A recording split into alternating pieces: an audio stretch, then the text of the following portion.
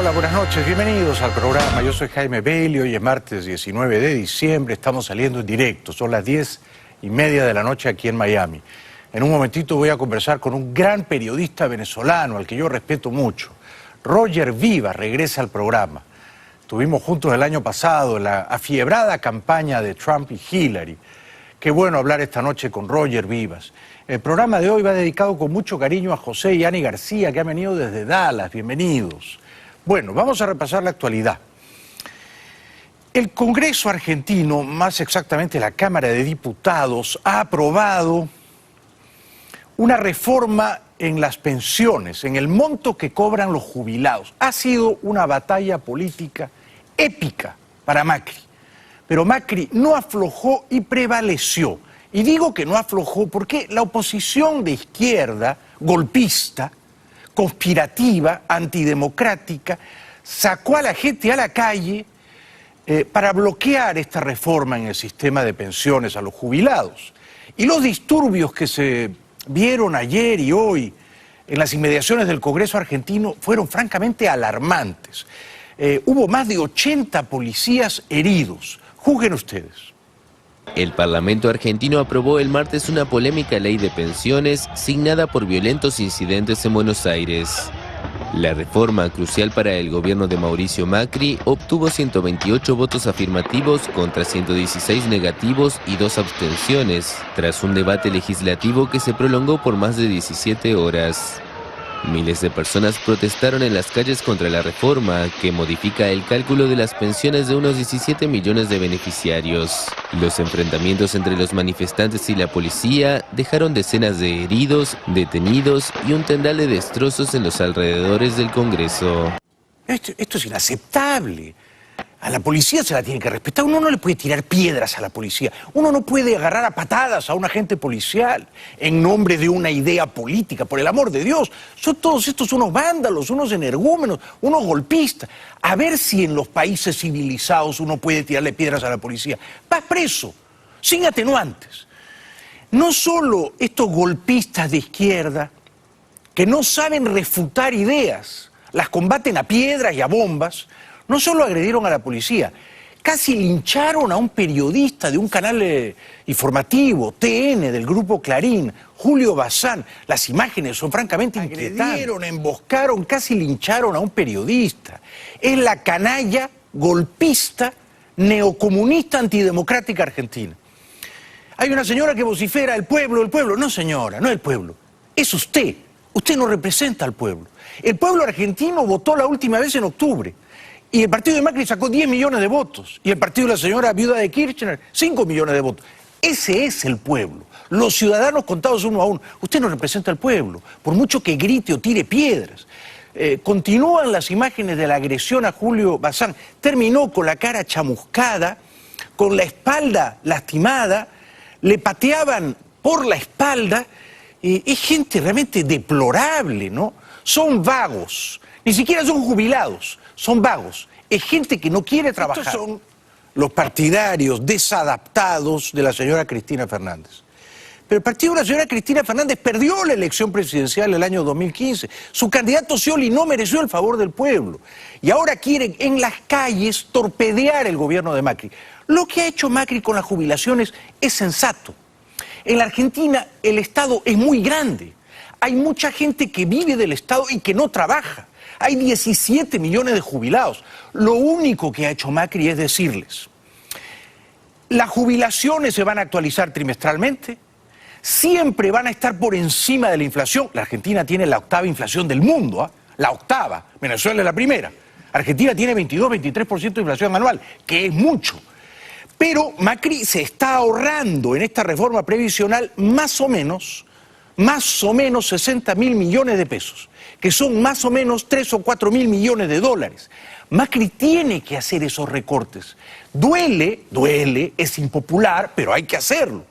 Y en todo caso, el lugar para debatir la idea, para refutar la propuesta, es el Congreso, no son las calles a piedras, ¿verdad? Claro, este señor jubilado dice, me están robando mi dinero, es injusto. pero me parece que se victimiza y que no ve el fondo de la cuestión. Y no se la van a sacar. Los economistas de Macri han demostrado que al final del día los jubilados van a cobrar más. Pero es una reforma necesaria. Bueno, Macri defendió con mucho aplomo. Macri es el presidente legítimo de los argentinos. Yo entiendo que la señora Cristina y sus lunáticos de izquierda neocomunista quieren tumbar a Macri, como se tumbaron a De la Rúa en su día. Ellos sueñan con eso, ¿verdad? Ellos tienen sueños húmedos con que Macri va a huir en helicóptero. No va a huir en helicóptero como huyó De la Rúa. Y Macri es todavía un presidente que goza del respaldo mayoritario de los argentinos. Y estos episodios espasmódicos de violencia no lo van a tumbar. Yo creo en la paz, creo en el diálogo, creo en la democracia. Y creo que teniendo esos valores bien claros y diciéndonos la verdad, es que vamos a construir la Argentina que soñamos. Pero lo que les quiero decir es que toda esa violencia que vimos, claramente orquestada, la vamos a enfrentar junto a la justicia para entender quiénes son y quiénes han sido los responsables, porque no fue algo espontáneo. Realmente en la Argentina hoy se vive un clima de paz. En la Argentina hoy hay una esperanza sobre el futuro. Yo digo que si la Argentina quiere ser un país serio, y todos los que amamos a la Argentina queremos eso, al que patea a un periodista hay que apresarlo, al que le tira piedras a un policía y lo deja malherido, hay que apresarlo. La autoridad legítima se tiene que respetar, ¿no? Bueno, Macri dijo también que hubiera esperado que otros políticos opositores deplorasen estos actos de violencia. Y lo que pasó ayer, insisto, no se puede naturalizar. Y por eso me sorprende no haber escuchado mayor condena por parte de líderes de la oposición, de dirigentes importantes, a que se agreda de semejante manera a nuestros policías. Los policías son también argentinos. Mi solidaridad con Julio Bazán, el periodista de TN agredido, con los policías cobardemente agredidos, y por supuesto con el gobierno de Macri, que está haciendo las cosas más o menos bien. No es un gobierno perfecto, pero va bien encaminado. Quiere que Argentina sea como Chile, como Uruguay, un país serio, no como Venezuela. Vamos a Venezuela. El vicepresidente Tarek El Aissami, yo creo que en un momento en el que no midió bien sus palabras, reconoció que la situación en Venezuela es catastrófica, es un desastre. ¿Quién provocó todo este desastre? ¿Nosotros o esta derecha y la oposición venezolana? Es una cosa que no tiene precedentes.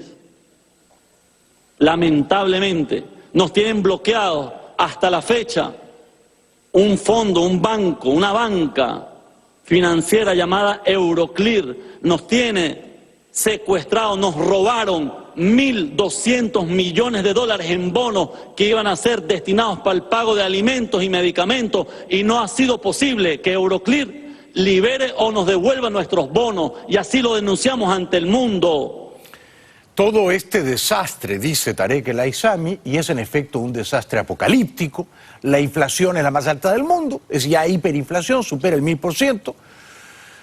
Ayer en el New York Times publicaron un suplemento entero dedicado a los niños menores de 4 años que se mueren de hambre en Venezuela.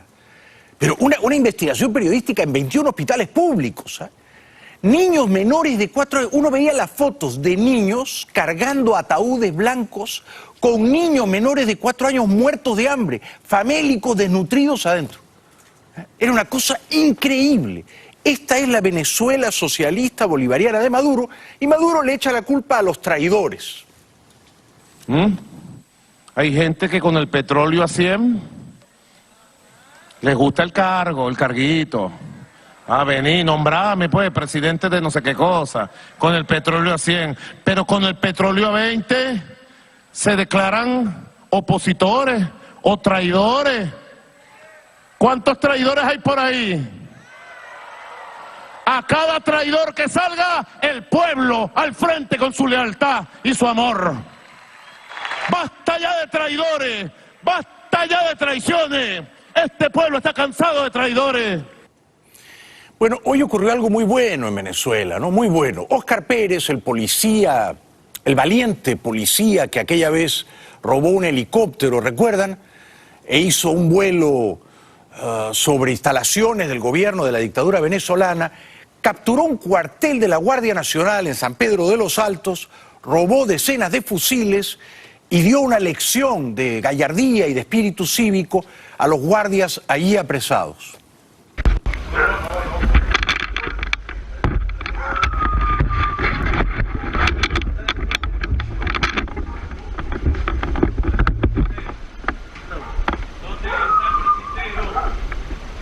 ¿Dónde está el presintero?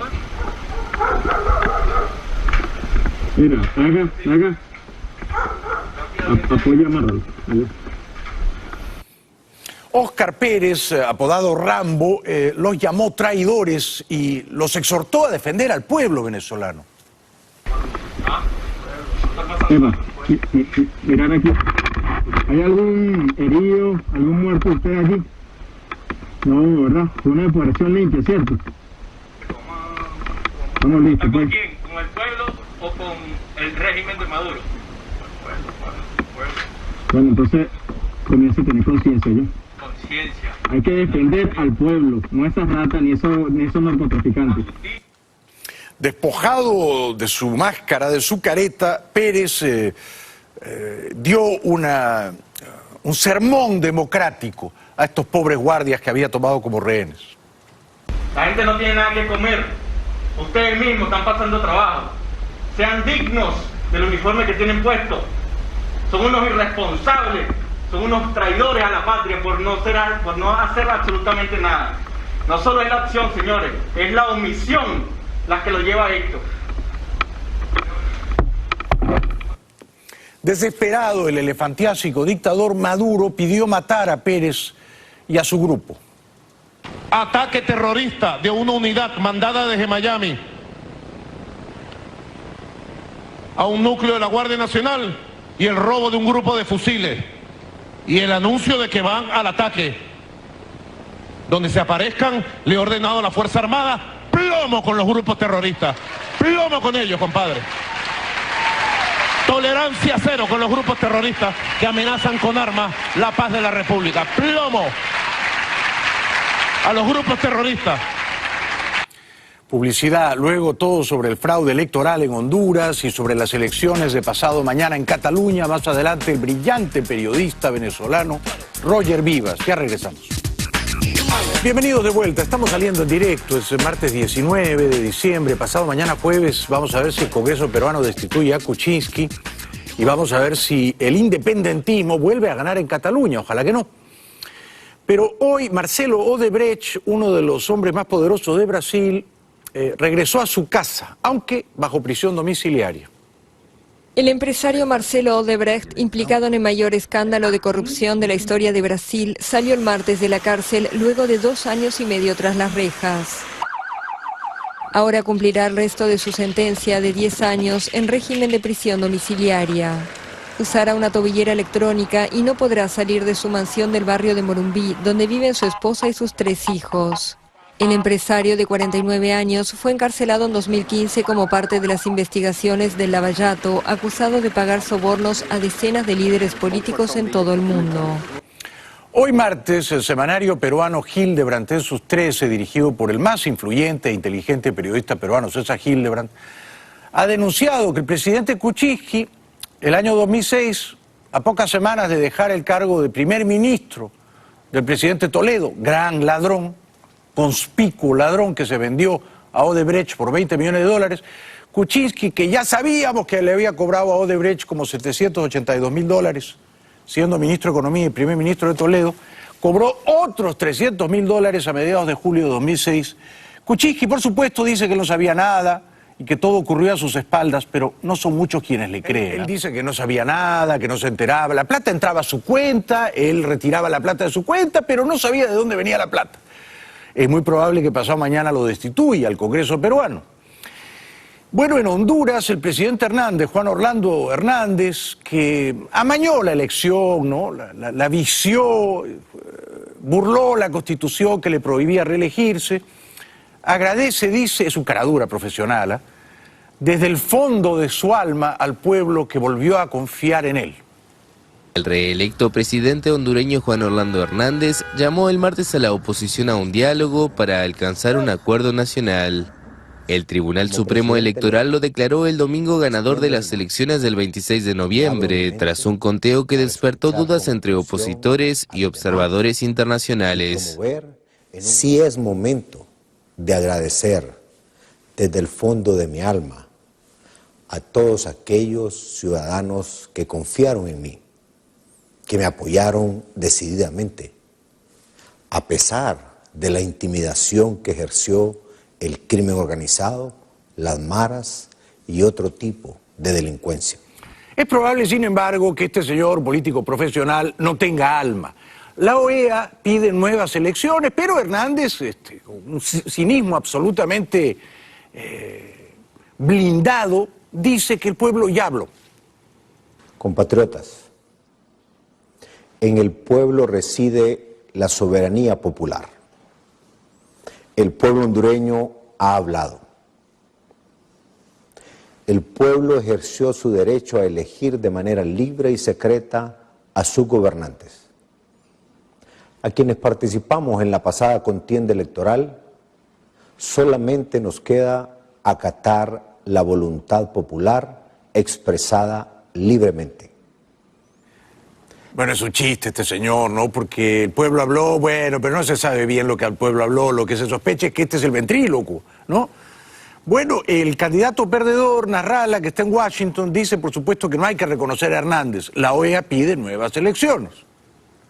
Y por lo tanto, no otorgar reconocimiento a un nuevo periodo presidencial del señor Juan Orlando Hernández. Asimismo, que se suspenda la ayuda externa a un gobierno inconstitucional. Bueno, el amigo Nasrallah, que es un personaje de la tele hondureña, se parece mucho a Claudio de Kendall Toyota, dice que Juan Orlando dirige, encabeza una mafia, un gobierno cleptómano de ladrones. Pero cada día aparecen más robos, porque el robo fue monumental, y tan monumental que justamente les decía yo ayer a los del Departamento de Estado, por eso es que todo el país está en la calle. Bueno, Cataluña, pasado mañana, jueves, no digo los catalanes, los habitantes de Cataluña, entre los cuales hay muchos españoles que no son catalanes, van a votar. Vamos a ver si los independentistas vuelven a sacar mayoría. El expresidente Zapatero está en contra de la independencia de Cataluña y dice que la idea no es viable porque no hay ningún país del mundo que quiera reconocer a Cataluña como república independiente. Porque la realidad es que el gobierno de Cataluña dejó de ser gobierno de Cataluña. Se abdicaron de su responsabilidad y, como he dicho en alguna ocasión, se fueron a buscar una república. Pero había ya un vacío en el ejercicio de su responsabilidad como gobierno de Cataluña, gobierno de una comunidad autónoma, y fueron en busca, insisto, de una república, de algo ya no solo de una quimera, sino de algo que, como se ha demostrado, y me parece que es lo más relevante de todo lo que hemos vivido, ningún país del mundo se ha tomado en serio. Y cuando decimos ningún país del mundo es mucho decir. Entre tanto, el presidente Rajoy, que es un hombre serio, que a lo mejor es un poco aburrido, pero es un hombre de Estado, es un hombre serio, confiable, predecible, pidió el voto por el Partido Popular. Sin embargo, el Partido Popular no va a sacar más del 5 o 6% en Cataluña, o sea que no va a ser una jornada muy positiva para ellos. Sé que muchos habéis sufrido con la fractura causada por la irresponsabilidad de algunos. Sé que además la economía catalana está pagando muy cara la factura de tanta deslealtad y de tanto aventurero. Pero yo puedo aseguraros que podemos cerrar la herida de la ruptura llenando las urnas de votos. Los dos partidos más votados, según todas las encuestas, pasado mañana en Cataluña van a ser Ciudadanos de Albert Rivera, que está en contra de la independencia, y que es una especie de derecha moderna, liberal, y desde la izquierda, izquierda republicana en catalán, cuyo jefe y candidato a presidente, Oriol Junqueras, está preso. Era el vicepresidente de Puigdemont. Sus partidarios le visitaron en la cárcel en las afueras de Madrid. Quedar configurado el Parlamento catalán el jueves por la noche. Fíjense, a la izquierda hay tres grupos a la izquierda. Esos son los tres grupos independentistas. ¿Ah? Si uno suma esos tres grupos son 70 diputados, que es casi la mayoría. ¿Ah? O sea que según las encuestas, los independentistas tienen una leve ventaja a 2 días de la elección. A la derecha están las 4 fuerzas soberanistas, constitucionalistas. El Partido Popular, el Partido Socialista, Ciudadanos y alguna otra que se me escapa. Pero al día de hoy los independentistas llevan levísima ventaja. La candidata a presidenta de Ciudadanos, el partido soberanista, constitucionalista más con mejor intención de voto, Inés Arrimadas, está optimista. Pero estamos muy cerca de poder cumplir un sueño, porque esta pesadilla del procés va a tener una fecha histórica. ¿Os acordáis de todas las fechas históricas que hemos tenido en el procés? Pues esta fecha histórica sí que va a ser importante, porque el jueves va a ser la fecha de caducidad del procés de Puigdemont, de Junqueras y de la señora Forcadell. Se acabó. Ya ni a prou. Yo, a no dudarlo y que me perdone Puigdemont, mi hermano mayor catalán, votaría por Inés Arrimadas. El jefe de Inés Arrimadas, Albert Rivera, pidió votar por su partido. Así que yo también les pido que el 21 de diciembre, especialmente en barrios como este, convirtamos las urnas del cinturón rojo en el cinturón naranja. Convirtamos estos barrios en la parte principal de la victoria del 21 de diciembre. Voten, voten, pero voten también por lo que nos dejaron sus abuelos, sus padres. Voten por ellos. Es hijo de una familia muy humilde, se ha hecho solo Rivera y algún día puede llegar a ser presidente de España. El jueves va a ser un día fascinante. Veremos si el Congreso peruano destituyó a Kuczynski, necesita 87 votos, tienen entre 93 y 96, lo más probable es que eso ocurra, y veremos si la independencia catalana vuelve a ganar en el Parlamento. Bueno, publicidad y luego el gran Roger Vivas, un brillante periodista venezolano. No nos dejen solos, ya volvemos. Bueno, para mí es un gran placer recibir esta noche a Roger Vivas, un brillante periodista venezolano. Bienvenido, querido Roger, ¿cómo estás? Un abrazo, qué bueno estar contigo de nuevo. Igualmente. Bueno, primera pregunta. En abril o mayo yo pensé que Maduro caía este año, no cayó. ¿Por qué no cayó? Bueno, como tempranamente hemos venido denunciando, no cae ni va a caer, porque en Venezuela, a ti no te gustó cuando te lo dije en una oportunidad, me dijiste no seas tan duro con Capriles y con esa oposición. Sí, tú lo criticabas duramente, yo lo salía a defender. Y creo que, y ahora tú, como siempre, muy honesto, has reconocido que como que hay mucho desierto. Mientras esa oposición, que yo sigo calificando de traidora, apátrida, formada para jugar ese papel, esté allí, no tenemos mañana. Ahí está en República Dominicana negociando. ¿Tú crees que Capriles es un traidor? Sí, claro, por supuesto. No es una palabra muy dura para calificar. No lo es, porque no puede haber fraude. Fraude es cuando tú y yo vamos a una competencia en buena lid y tú me haces trampa. Pero cuando tú me dices, Roger, necesito que vayas conmigo, pero este es el papel que vas a jugar, y yo lo juego, aparte de traidor, mucha cobardía, por supuesto. ¿Qué piensas de Leopoldo López? Leopoldo, qué triste papel. O sea, que alguien me explique cómo es posible que el día que Leopoldo, entre comillas, se entrega, el que le sirve de chofer es Diosdado Cabello. Lo monta en su vehículo, se despide y lo lleva a la cárcel con mucho cariño. El cálculo político fue el mismo de Capriles. Capriles se deja meter preso, o acuerdan aquello, durante 3 meses, lo victimizan y lo hacen candidato, lo utilizan, ¿no? Quiero decir... O sea, Maduro ha usado a Capriles. Sí, y a Leopoldo y a todos. Y a Leopoldo también. Y a Leopoldo también. O sea, Leopoldo te ha decepcionado. Es que el problema es que allí yo prefiero alabar y hablar de la gran oposición que es el pueblo venezolano. Pero esa gran oposición... Los que entregaron la vida. Ya, yo también. Pero estos... Admirables. Estos son negociantes, estos son individuos permanentemente sodomizados políticamente por el régimen. Sodomizados políticamente. Sí. Mira, es una expresión tremenda la que has usado. Tremenda, ¿no? Pero si en el contexto de lo que quiero decir, sí, efectivamente es así, porque lo permiten. O sea que Maduro sodomiza a Capriles y a Leopoldo López a tus ojos. A la Mesa de Unidad Democrática, a la mesa de toda, a todos ellos, incluyendo la Mesa de Unidad Democrática aquí en Miami, que imperdonablemente, porque estamos en el exilio, imperdonablemente al día de hoy todavía, deja ahí un resquicio diciendo, bueno, es cierto, son unos criminales, una narcodictadura, pero tenemos que seguir por el camino democrático. Sí, hay que hablar con ellos, hay que sentarnos a hablar con ellos. ¿Qué piensas de Ramos Salub? El peor de todos, si se quiere. Ramos, ¿por qué? Óyeme, Ramos fue el jefe de mi fracción parlamentaria. ¿Fue tu jefe? Sí, como no político, cuando yo fui diputado. ¿Y era un jefe que no te caía en gracia? No, al contrario. Él una vez me abrazó cuando yo fui O sea, eran amigos. Yo diría que me apreciaba y gustaba de mi trabajo político.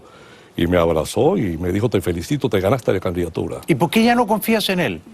Porque él siempre fue un autócrata. En Venezuela, esos partidos políticos, en Ramos Salub, no hay diferencia entre él y Maduro y Chávez. ¿Tú crees que es un pequeño dictador encubierto? ¿Por qué crees tú que tiene casi 20 años siendo el jefe del partido? ¿Va a ser candidato presidencial? Yo creo que ya no, aunque fue el seleccionado, no es que... A Maduro le conviene que sea Ramos Salub.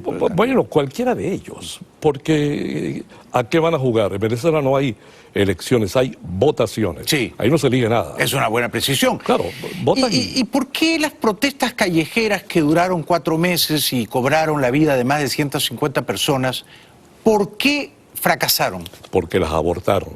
¿Qué haces tú con estos pobres muchachos? Y les envío un abrazo fuerte a mis gochos. Yo soy gocho. El pueblo andino, valiente, todo el pueblo venezolano toman la calle, dan la vida. Y estos sinvergüenza, estos negociantes de la política, los mandan a la casa y los abandonan. Hoy tú estás más molesto con la oposición que con Maduro. No, con los dos. Sí. Porque el gran problema, como te dije una vez, es que tenemos clarísimo el objetivo. El objetivo es... como acrónimo lo que llama el castrochavismo, ¿ok? Pero para derribar ese objetivo, ¿cómo hacemos con esa enorme roca del tamaño del Pico Bolívar, a propósito de mi querida Mérida y los visitantes, que se atraviesa en la mitad del camino? Sí. Entonces, tenemos que... La roca es Maduro. No, la roca es oposición. La oposición. El objetivo es Maduro, el castrochavismo. Sí. Entonces, que lo impide... Y esa oposición se va a mantener, no hay otra. Aquí estuvo... ¿Hay alguien de la oposición que tú apruebes, que veas con simpatía? El pueblo venezolano. ¿María Corina no? Es que forma parte de eso. Una vez le explicaba yo a una periodista de este canal que cómo María Corina creía en elecciones cuando ella demostró que no era posible. Pero últimamente ya ella ha pedido que la gente no vaya a votar. Pero fue electa diputada con ese sistema. O sea, ¿cómo esa conducta ambivalente? Repito, yo ahí no saco a nadie.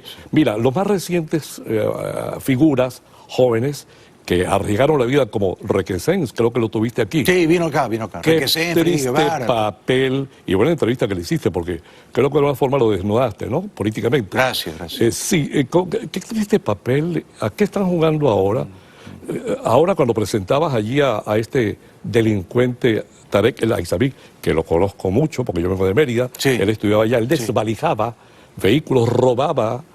¿Ah, sí? Sí, perdón. Era ladrón de autos. Cuando joven en la facultad, mi hijo estudiaba en la facultad de Derecho. Eso es un ladrón profesional, ¿no? De jóvenes, entonces robaban los reproductores de los vehículos y otras cosas y las tapas de los vehículos para venderlas. Pero es bastante idiota, me parece, ¿no? Tú presentabas allí algo, vi en el subtítulo que decía alcaldes que se juramentan ante la Asamblea Nacional. Sí. Pues posible. Asamblea Nacional Constituyente, creada en Cuba. Sí, eso es un burdel, es un meretricio. Estos jóvenes, Goicoechea, ¿te acuerdas de Goicoechea? Sí, John Goicoechea, que ahora es candidato, Requesens, todos ellos fueron burocratizados con un mísero sueldo y se metieron en el redil y abandonaron esa lucha. Bueno, tú no crees entonces en ningún líder opositor, pero sí en el pueblo venezolano. ¿Crees que el pueblo venezolano volverá a salir a las calles o ya no? Le pido al pueblo venezolano que retome la calle. ¿Tú saldrías si fueras un muchacho? Lo hice, no, y viejo. Pero ¿no tendrías miedo de que te mataran? ¿No es un riesgo demasiado elevado? Sí, a mí, con nombre y apellido te lo digo, Ramón Solarte. A mí me contrataron un sicario y lo contrató el presidente del Parlamento de Mérida, Obdulio Camacho, con nombre y apellido. ¿Para que te matara? Sí, él resultó muerto, resultó baleado, y yo tengo todos esos documentos y escritos de la prensa. ¿Crees que el pueblo tiene ahora un cierto miedo, habida cuenta de la matanza a sangre fría que ordenó Maduro este año? Lamentablemente, la tormenta perfecta lo lograron. Sí. Hay miedo, como en el caso cubano. El pueblo está sometido, viendo cómo sobrevive. Es muy difícil, yo no saldría, me daría miedo. Sí, lamentablemente. Ahora, ¿cómo salimos de Maduro, querido Roger? ¿Cómo? ¿Qué hay que hacer? Con la calle y, oyen lo que digo, cualquier ayuda es bienvenida, eso no es dictadura, es una tiranía narcótica, narcotraficante. Ahí están todos los factores terroristas, el caso de Hezbollah. ¿Tú apoyaste a Trump? ¿Ha cumplido contigo en lo que respecta a Venezuela? ¿Debería ordenar el embargo petrolero? Yo le pido que no le compren petróleo a Venezuela. Yo también se lo pido. Pero dificulto que eso ocurra y te voy a decir por qué. Porque hay intereses por encima de todo esto. Cuando ganamos el referéndum revocatorio en 2004, por paliza, esa misma posición que encabeza Ramos Alup, Julio Borges, toda esta gente, salió a decir que habíamos perdido. Shapiro era embajador en Venezuela. Yo me reuní con Shapiro a invitación del presidente de la Federación de Centros. No recuerdo cómo se llama ahora, el esposo de Patricia Poleo. Y nos reunimos allí. Ese señor Shapiro ese día a las 8 de la noche reunió a ese grupito y le dijo, mi gobierno, era George Bush, reconoce el triunfo del presidente Chávez. ¿Cómo? Porque había perdido. Y se fue. Le dieron la explotación de la faja petrolífera del Orinoco a la Halliburton.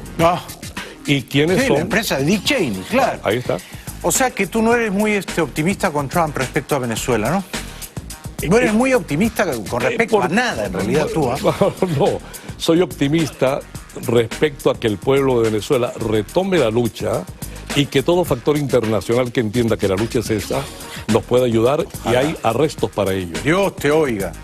Roger Vivas, una voz legendaria del periodismo venezolano. Regresamos con él después de la pausa. Bueno, para mí es un placer conversar con este gran periodista venezolano, Roger Vivas. Roger, ¿te gustaría volver a vivir en tu país, en Venezuela? La Venezuela que yo conocí, en la que crecí, feliz de la vida, la añoro, sufro por no verla. Yo tengo, desde que salí, no he vuelto. Ojo con el que vuelve, tiene todo el derecho de volver, pero puede hacerlo. Pero tú no quieres. No puedo. No puedes. Yo tengo dos juicios, el militar, y yo fui imputado por los hechos del 11 de abril. La vez pasada hablé contigo acerca de eso, que tú me decías, pero ¿cómo es que Chávez volvió? Según ellos, yo encabecé el alzamiento para derrocar a Chávez el 11 de abril en mi estado de Mérida, cumpliendo funciones de diputado. Pero si no tuvieras esas, digamos, persecuciones judiciales, ¿volverías? Volvería, encantado de la vida, a dar esta pelea, a dar esta lucha. ¿Te gustaría volver a la arena política? Por supuesto, a mí me gusta. Yo soy periodista, pero de periodista terminé esto y a mí me gusta. Yo no lo oculto. Yo no ando como el politiquero hablando de que yo soy antipolítica. No, a mí ¿Entrarías en política? Por supuesto. ¿En qué partido? Esto es político lo que estamos haciendo tú y yo de alguna manera. Todo es política. Esto es conspirar, esto es intrigar, esto es opinar. Sí. ¿Con quién te juntarías? No, eso es soñar. Despierto. En estos momentos no es posible hablar de eso. No es posible. No se trata de crear cuadros ni grupos para ver cómo... No. Hay que derrocar al régimen narcotraficante, militarista de Venezuela. Sobre eso es lo que hay que hablar. Yo quisiera decirle a Antonio, lo llamo Antonio porque... Antonio Ledesma. Antonio, ¿Es tu amigo? Lo saludé. Sí, claro que sí. No comparto muchas cosas con él. Quisiera decirle a Antonio que el discurso debe ser este. Sí. Y él lo sabe. Y María Corina lo sabe. Y todos lo saben. ¿Es imposible que el alto mando militar le dé un golpe a Maduro? Ahí no quedó absolutamente nada. Pero si les hiciéramos una oferta monetaria imposible de rechazar... Es muy difícil que un general aguante un cañonazo de $1 millón. Por eso, se rinden. Pero... Si Maduro les paga uno, hay que ofrecerles 10 para que traicionen a Maduro. Pero ellos están altamente comprometidos ya están siendo aquí señalados por el Departamento de Estado. Sí, sí. Y eso fue depurado tempranamente. Y lo poquito que quedó fue pasado al retiro. Y está muy espiado, muy vigilado por la inteligencia cubana. Controlado totalmente. Pero yo insisto en que habría que hacerles una oferta a esos generalotes. A lo mejor la consideran, ¿eh? Yo no pongo nada de aspiración en militares. No. Los militares que yo conozco en mi país, no. Hay excepciones, algunos están en el exilio, ¿no? Pero lo que hay allí, yo no apuesto ahí a nada. Pero lo que hay ahí es lo que cuenta, con ellos tenemos que arreglarnos. Puede darse. Eso es impredecible. Sí. Que, oh, Dios nos iluminó algún día. Pero hay que estimularlos. ¿De qué manera, Jaime, se puede estimular a esa gente? ¿Y tú crees que no están sobreestimulados? Como una bolsa de bitcoins. Pero es que ya no les caben las bolsas. No, hombre, porque tienen ellos demasiadas. Están vendidos a Maduro. Hagámosles una oferta mejor. Bueno, yo creo en la oferta y la demanda. Mira, son los dueños... El libre mercado. Estos son generales corruptos. Mira, okay. ¿Cuánto les paga Maduro? $1 millón. Vamos a ofrecerles 10. A lo mejor se voltean. No, pero qué mayor oferta si son los dueños del país. Controlan habrá PDVSA. que negociar con ellos, habrá que decirles que, en fin, no irán a la cárcel, en fin, habrá que usarlo. Además de que son los dueños del país, ¿qué más estímulo económico que ese? Son cobardes y saben muy bien, creo que te lo decía antes, que cada uno de ellos duerme con un miembro del G2 cubano debajo de la cama. ¿Tanto? Ellos lo saben. ¿Sí? Sí, lo pongo un poco exagerado, pero es así. Pero, o sea, que tú crees que el golpe militar es una fantasía, yo estoy acá delirando, eso no va a ocurrir. Es una fantasía en estos momentos. No hay apresto militar que permita, y además mucho menos voluntad popular, ni figuras militares que permitan soñar con eso. Yo acompaño cualquier acción militar de cualquier naturaleza con tal y de poner unas eso. elecciones en 3 meses. Sería una maravilla. Pero tu propuesta de salir a la calle y tumbar a Maduro es igualmente fantástica. No va a ocurrir. Sí, tienes un poco de razón. ¿No? Cuando hablo de salir a la calle es que estoy retomando que las evidencias más claras de que era posible se dieron. Y se dieron. Este es mi plan. A ver si te gusta. A ver. Trump tiene que decretar un embargo petrolero. Maduro vive de los dólares de Estados Unidos. 32, 33 millones de dólares diarios. Si Maduro deja de tener esa caja chica, Maduro no les puede pagar a los militares. Si los militares, tú les debes una quincena, 2 quincenas, mes y medio, 2 meses, lo van a mirar a Maduro con otra cara. En ese momento les haces una oferta. A Padrino López y a los 20 que mandan. ¿Están mal pagados? ¿No cobran su quincena? ¿Quieren ponerse al día? Bueno, plíguense con nosotros. Pero hay que conspirar con dinero, Nelson, con dinero. Al mundo lo controla el poder económico. Sí. Cuando dije hace un momento que la Halliburton, sin licitación, por reconocer el triunfo de Chávez, ganó la franja del Orinoco. Esos intereses no los veo tocables. Claro, sí. Entonces yo no coqueteo con esa vía. No. No. No te puedo convencer, no sé qué otro argumento usar. ¿Te gustaría que Trump hiciera la carta Panamá-Noriega? No va a ocurrir, pero ¿te gustaría? Acabo de decir, creo que en 2 oportunidades, que cualquier ayuda bienvenida sea. Cualquiera. Pero perdóname, allí la carta Panamá está perfectamente graficada allí. Es un dictador aliado con el narcotráfico. Totalmente. Y más grave aún, estamos hablando de lo que significa para la región. Pero hay otro pero mucho mayor todavía, más grande que el pico Bolívar, el factor Cuba. Sí. El castroestalinismo internacional. Sí. Cuba, China, Rusia, los verdaderos propietarios de Venezuela. Acaba de ir Maduro. Vamos a hacer una apuesta. Dime. Estamos en diciembre de 2017. A ver. Diciembre de 2018. Primero vamos a ver si este programa está en pie, ¿no? Estamos siendo optimistas, ¿no? Diciembre. 20 de diciembre, 19, 20 de diciembre de 2018. ¿Maduro está en el poder en Venezuela? ¿Sí o no? Desgraciadamente, el castroestalinismo internacional va a seguir en el poder. Sí. O sea, sí. Anótalo hoy. Dalo como un hecho, desgraciadamente. Porque eso aplaza la vuelta al país. 19 de diciembre de 2018. ¡Atención! Dios te oiga. Estoy penetrando en el futuro. Maduro no está. Aquí estaré yo contigo ese día para llorar. Nos vemos en un año. Un año. Felices Espero fiestas, que más temprano. Nelson, querido. Feliz Navidad. Felices fiestas, Roger, querido. Feliz Navidad. Bueno, nuevamente gracias a José y a Ani García que vinieron desde Dallas, están encantadores. Mañana viene Mauricio Pasariello, un brillantísimo analista político. Gracias por hoy, buenas noches, hasta mañana.